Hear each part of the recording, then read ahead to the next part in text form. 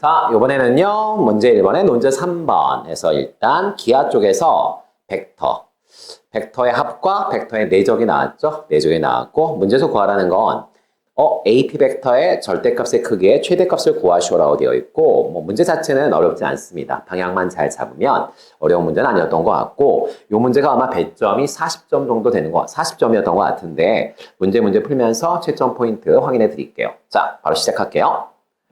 좌표 평면에서 선분 AB를, 자, 다시요. 어디에서요? 좌표 평면에서. 오케이. 좌표 평면을 도입하라는 얘기겠구나. 이렇게 눈치채시고. 그 다음, 선분 AB를 아랫변으로 하는 사다리꼴 ABCD가 다음 조건을 만족시킨다.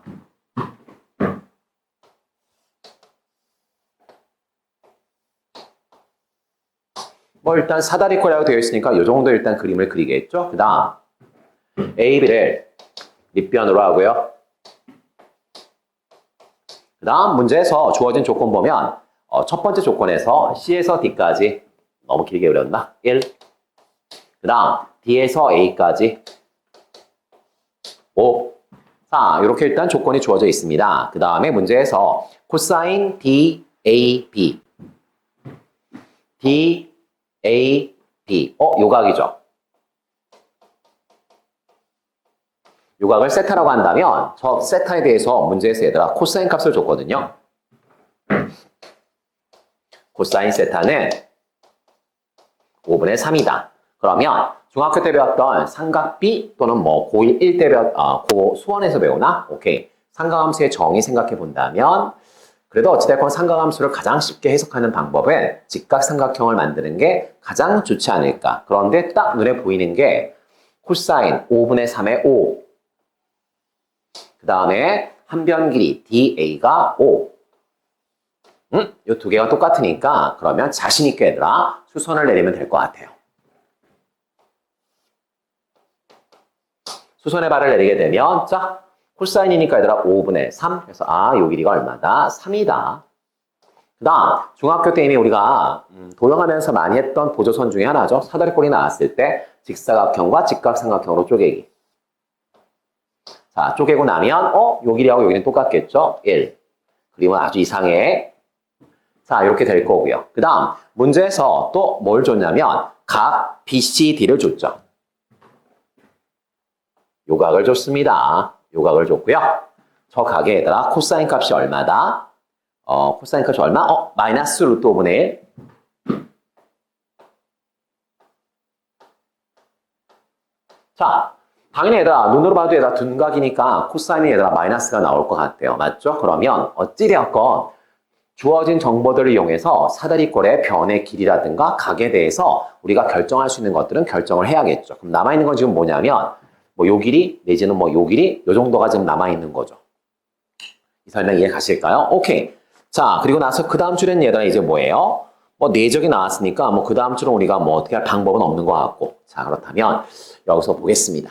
자, 일단 접근하는 방법을 각 B, C, D가 둔각인데 90도 더하기 어쩌구 라고 해서 요 어쩌구를 알파라고 놓은 다음에 각변환 공식 쓰시면 돼요. 각변환 공식 쓰면 우리가 코사인 값 구할 수 있거든. 아니면 이렇게다가 얘를 연장해 본다면 자, 우리가 알고 있는 거 지금 문제에서 이 각을 줬죠. 자, 이 각과 이 각 두 개는 더해서 얘들아 180도고요. 더해서 180도가 되면 사인 값은 서로 같고 코사인 값은 서로 부호가 반대죠. 따라서 그냥 선생님은 요 각을 그냥 알파라고 놓을게요. 그러면 코사인 알파는 요 각과 부호만 반대이다. 요 각의 코사인 값이 마이너스 루트 5분의 1이니까 코사인 알파는 플러스 루트 5분의 1. 자, 이렇게 해서 코사인 값을 찾았고요. 그 다음 사다리꼴의 정의에 하면 얘하고 얘가 평행하죠. 따라서 얘들아 요 각과 요 각은 억각이죠. 억각이니까 이게 뭐가 돼요? 알파가 되겠죠. 이해 가실까요? 좋아요. 자, 이렇게 해서 얘들아 그러면 코사인 알파니까 요거분의 요거분의 요거 그게 얘들아 루트 5분의 1 이렇게 나오네. 맞아요. 그럼 여기 보세요.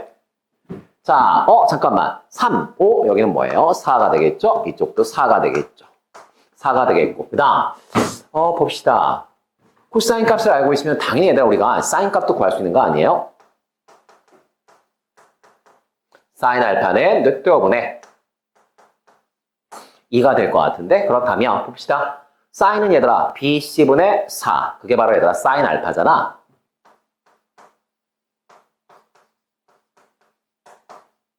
자 따라서 약분하시고 정리하면 결국 우리가 BC의 길이를 구할 수 있죠. 아 B에서 C까지 이 길이가 얼마였어요? 2는 또 5구나. 자, 요거 제곱하면 20, 요거 제곱하면 16. 피타고라스의 정리 쓰면 요 길이는 얼마가 될까요? 2가 되겠죠.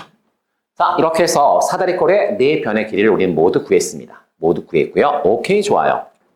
자, 이렇게 해서 얘들아, 사다리꼴을 우리가 분석했습니다. 이게 얘들아, 대학교에서 발표한 예시 답안에 보면 40점, 100점 중에서 요 부분이 10점이에요. 그래서 일단 여기까지 됐다면 10점은 확보하신 거고. 이해가죠? 그 다음 이제 문제에서 구하라는 걸 볼게요. 봤더니 벡터가 등장하고 있죠. A에서 B까지의 벡터 더하기 그 다음에 C에서 P까지의 벡터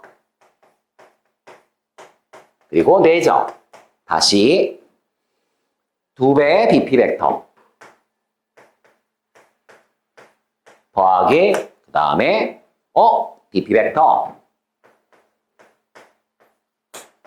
자, 벡터의 덧셈도 그렇고요. 그 다음에 내적도 마찬가지죠. 깊게 들어간 내용은 아니에요. 이 정도는 알고 계셔야 될 텐데 벡터의 덧셈이나 벡터의 내적을 우리가 해석하고 싶다면 가장 먼저 생각해야 되는 건 뭐죠? 시점을 통일하는 거죠. 그래서 일단 우리 벡터는 이런 느낌이에요. 벡터는 기하 파트와 대수 파트를 연결시키는 구조거든요. 기하라고 하면 도형의 해석, 그 다음에 대수라고 하면 산수잖아. 수화식을 이용해서 잘 풀어내는 거. 따라서 이게 기하로 접근을 해야 될까 아니면 대수로 접근해야 될까 이 판단을 해 주셔야 되고요. 가령 시점을 다 통일할 거야? 그럼 얘들아 전부 다 P로? 그럼 얘들아 역벡터라고 하는 걸 써가지고 이걸 다 바꾼다고 쳐요. 그래도 지금 2배 나왔고요. 얘를 뭐 2배 했고요. 그 다음 2벡터를 더하고요. 아마 여러분들이 시도는 좀 해봤을 것 같아요. 저 벡터의 합을 어떻게 내가 해석할 수 있을까라고 했을 때 선생님이 항상 하는 얘기가 있거든요. 쳐다본 다음에 한 30초 정도 해석을 해보세요. 그래서 만약 해석이 안 된다면 다시 문제를 읽어보세요. 그냥 사다리꼴이라고 얘기해도 될 텐데 왜 좌표평면이라고 첫 줄에서 얘기했을까? 그럼 좌표평면을 도입하라는 얘기가 아닐까? 좌표평면을 도입했을 때 가장 좋은 점은 뭐예요? 모든 점의 좌표를 세팅할 수 있죠. 그러면 벡터에서 좌표가 세팅된다는 건 무슨 뜻이에요? 아, 성분을 이용할 수 있겠구나. 그럼 벡터에서 성분을 이용한다는 건 또 무슨 뜻이에요? 산수로 풀 수 있겠구나. 기하를 산수로 풀 수 있겠구나. 이 생각을 일단 하는 게 가장 핵심 발상이고요. 그렇다면 잠깐만 요게 지금 얼마라고 되어 있죠? 숫자가 좀 지저분한데 수리함수는 어찌됐건 숫자가 깔끔하지 않습니다. 자, 이걸 어떻게 할까라고 했을 때 일단 답안지는 이런 말을 써야겠죠? 점 A를 원점으로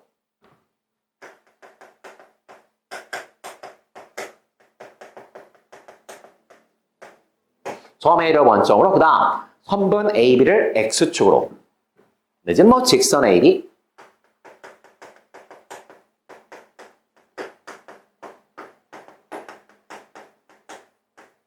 X축으로 하는 좌표축을 도입하는 거죠.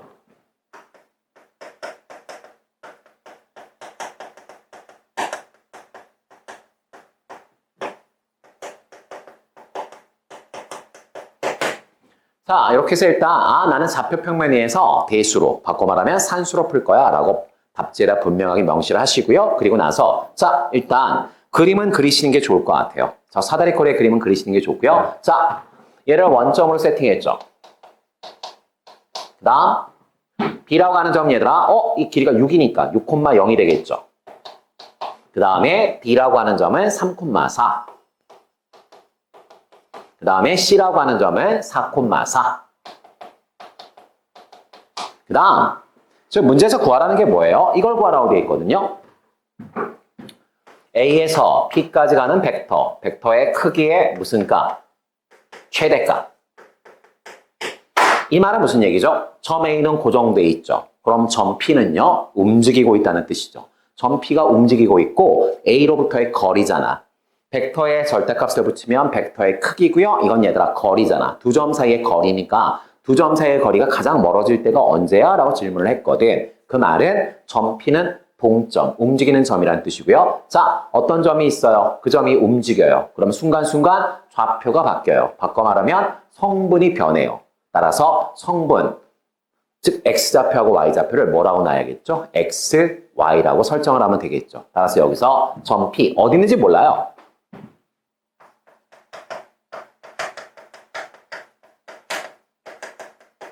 자, 이렇게 해서 문제에서 등장하는 A, B, C, D, P 5개의 점을 모두 좌표로 표현했습니다. 그리고 나면 이제부터는 쉬운 산수가 되는 거죠. 왜? AP 벡터요.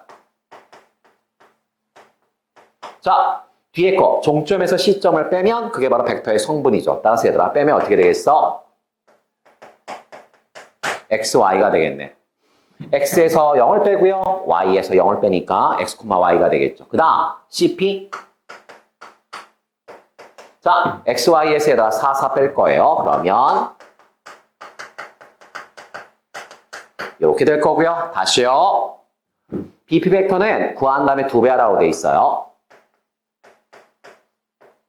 자, P, 얘에서 B, 얘를 뺀 다음에 2배 할 거야. X에서 6을 빼. 그럼 X-6인데 2배 하면 어떻게 되죠? 그 다음에 Y에서 0을 빼. Y에서 0을 뺐고요. 그럼 몇 배 할 거라고요? 2배요. 자, 요게 얘들아 2배의 BP 벡터가 될 거고요. 마지막 DP 벡터는 어떻게 되겠습니까? P에서 D를 빼자. P에서 D를 빼면 X 빼기 3, Y 빼기 4. 자, 이렇게 되겠네. 그러면 주어진 식에 얘들아 대입을 할 건데 두 벡터를 더하라고 돼 있으니까 성분끼리 더하고요. Y 성분끼리 더하면 되겠죠. 써볼게요. 자, 두 벡터를 더한 거는 어떻게 되겠습니까? 자, 2개 더하면 2x-4 콤마 그 다음 y하고 얘 더하면 2y-4 4죠. 그 다음 또 2개 더하라고 돼 있죠. 2개 더하시면 3x-15 그 다음에 2개 더하시면 3y-4 자, 이게 얘들아 8분의 67이요. 벡터는 성분을 도입하는 순간 정말 쉽죠. 그냥 이제 지금부터는 숫자가 좀 지저분하더라도 그냥 부지런히 산수만 하면 되겠고요. 벡터의 내적은 얘들아 대수 파트에서 어떻게 계산하죠? X 성분끼리 곱하고요. Y 성분끼리 곱하겠죠. 그럼 일단 제일 먼저 확인할 게 뭐예요? X 성분끼리 곱할 거니까 2개 곱하면 6X의 제곱이 만들어집니다. 다시 Y 성분끼리 곱하면 6Y의 제곱이 만들어지죠. 즉 X도 제곱, Y도 제곱. 그런데 개수가 똑같아. 따라서 이 문제는 뭐예요? 1이죠. 아, 움직이는 동점 P는 주어진 조건을 만족하려면 1을 만들 수밖에 없다 이 뜻이고요. 바꿔 말하면 동점 P는 1 위의 점이다. 그때 A로부터 가장 멀리 떨어졌을 때 거리가 얼마니? 라고 하는 문제로 바뀌는 거죠. 이 설명 이해 가시겠죠? 자, 좋아요. 그러면 X 성분끼리 곱하겠죠.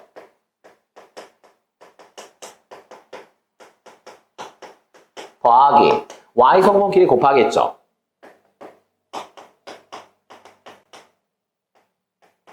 곱하기 그게 8분의 67이다. 자, 그리고 나서 얘들아 요거를 전개한식 아마 답지는 그 모든 계산을 다 보여줄 필요는 없고요. 이거 이제 정리하는 건 여러분들이 연습장에 하시면 처음에 예상했듯이 이게 1이겠구나. 그래서 이 정도는 얘가 건너뛰셔도 무방합니다.